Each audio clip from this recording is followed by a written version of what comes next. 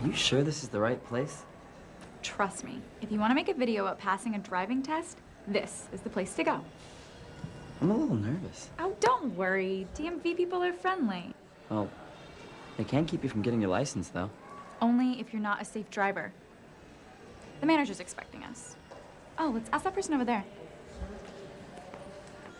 I agree. Let's send this to Sacramento. Thanks. Hi, we're looking for Miss Hunter. That's me. How can I help you? We're making a video for the Foothill High television class. Oh, yes. Mr. Thompson's class. He told me you'd be here. You're... I'm Sandy, and... Hi, I'm Brendan. Nice to meet you. I'm Melissa. What can I do for you? Well, we'd just like to show people how to prepare for a driving test. Excellent idea, Sandy. We could use a video like that. Let's go talk to one of my examiners. Okay.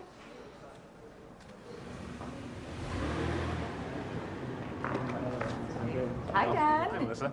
I have some visitors who'd like to talk to you. Great. This is Sandy. Hi. Hi. And this is Brandon. Hello. Hi.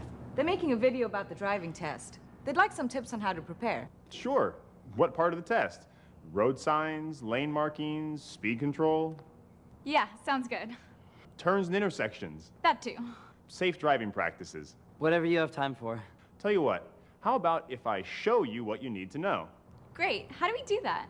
Let's go for a drive. Okay. Where's your car? That way. Great. Thanks, Melissa. I'll see Let's you guys go. later. Bye. Bye. Bye, Miss Hunter.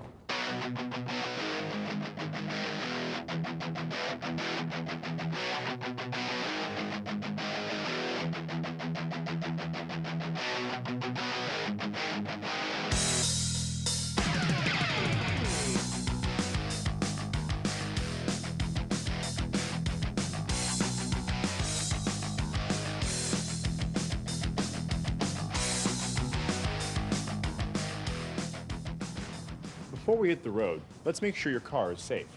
Why don't we get in?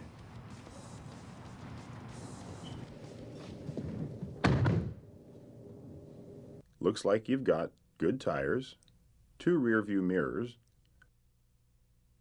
brake lights, front and rear turn signals, seat belts, an emergency brake, a horn, and a clean windshield with no obstructions or cracks.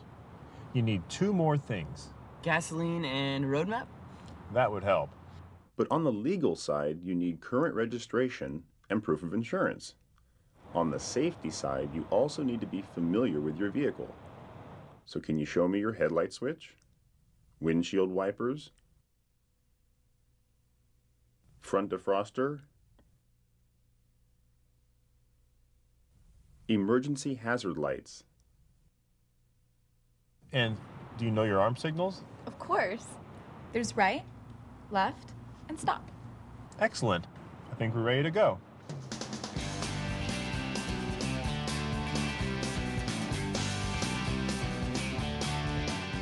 Let's look at lane markings. White lines divide lanes where traffic travels in the same direction.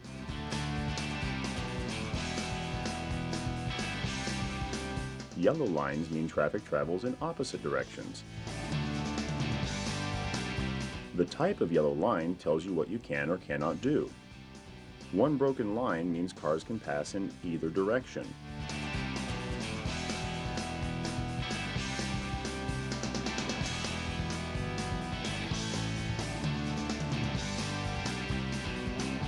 A solid and broken line means passing is permitted in one direction.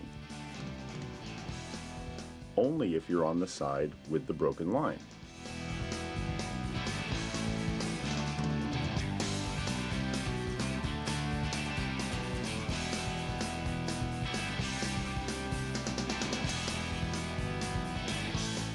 A solid double line means no passing in either direction.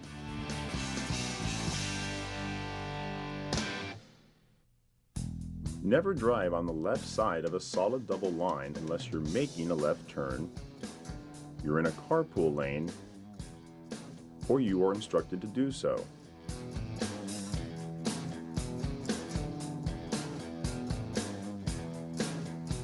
Double yellow lines are another matter. Consider them the same as a raised barrier. Never cross unless there is a designated opening. Let's say you're on a road that only has white lines. What does that mean? All traffic would be traveling the same way. It's a one-way street. Very good. Now, there are a few specialized lanes you should know about too. Bike lanes are generally for bicyclists or pedestrians if there are no sidewalks. Never use a bike lane unless you're about to make a right turn, enter a driveway, or to park if permitted. There are several types of carpool lanes. The markings tell you when it's legal to enter or exit. Check the signs to make sure you meet the occupancy requirements or have a special decal before entering. Center left turn lanes keep traffic flowing and prevent rear-end collisions. Always use them for left turns when available. On a two-lane road, if you're driving slowly and traffic behind you cannot pass, use a turnout lane when available. You must do this when 5 or more cars are behind you. And be aware of markings that let you know that a lane is about to end.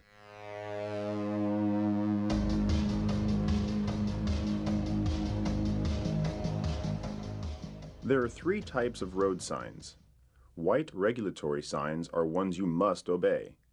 They let you know how fast you can go, when it's okay to turn or not to turn, and when you shouldn't enter a street. Yellow warning signs tell about potential hazards up ahead. They let you know when cars may be merging into your lane, when there's a cross street or signal light ahead, or when you should slow down. Highway construction and maintenance signs are orange. Watch for highway workers and construction equipment ahead. There may be a temporary speed change, road or lane closure, or a hazard. Look for highway workers who may direct you to different driving lanes. Go slow, but don't stop to watch. Obey the flaggers. They may have you driving on the opposite side of the road. In many areas, traffic fines are doubled when you're driving through a construction zone. Informational or guide signs come in different colors. They make it easier to find destinations, points of interest, and important services. There are some really important signs that have their own unique shape to make them more identifiable. See if you can tell what they are.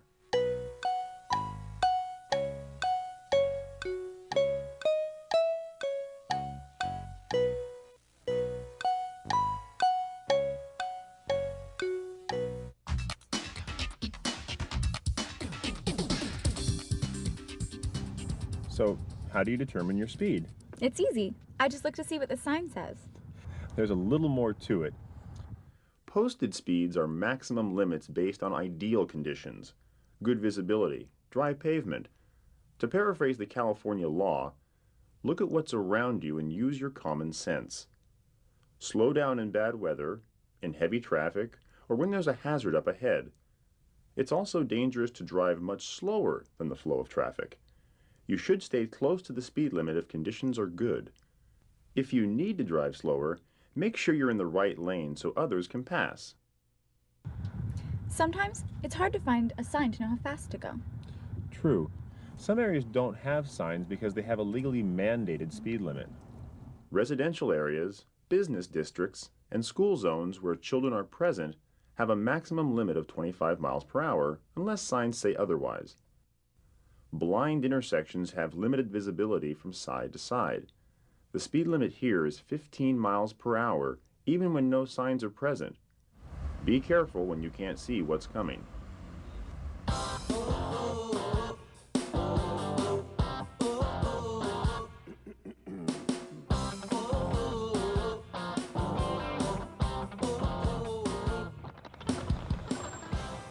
Did you notice how I came to a complete stop? Very good. Now, who goes first? You would have to ask. It's not that hard.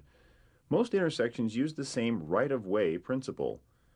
At an uncontrolled intersection, yield to any vehicle that is already in the intersection or that arrives before you. At T intersections, through traffic has the right-of-way. Always yield to pedestrians. At a stop sign intersection, again, yield to cars that are already in the intersection or that arrive before you. If 2 cars arrive at the same time, the car on the right has the right-of-way. Be sure to check if cross traffic also stops. If it's your turn to go, take it Being overly cautious slows traffic down. On the other hand, don't get upset if someone goes ahead of you when it's your turn. Just let it go. You know, these things are confusing. I'm not quite sure what to do. Roundabouts are like other intersections. When entering, give the right-of-way to any traffic already in the intersection. Also yield to any bicyclists or pedestrians. Hey, that was kind of fun.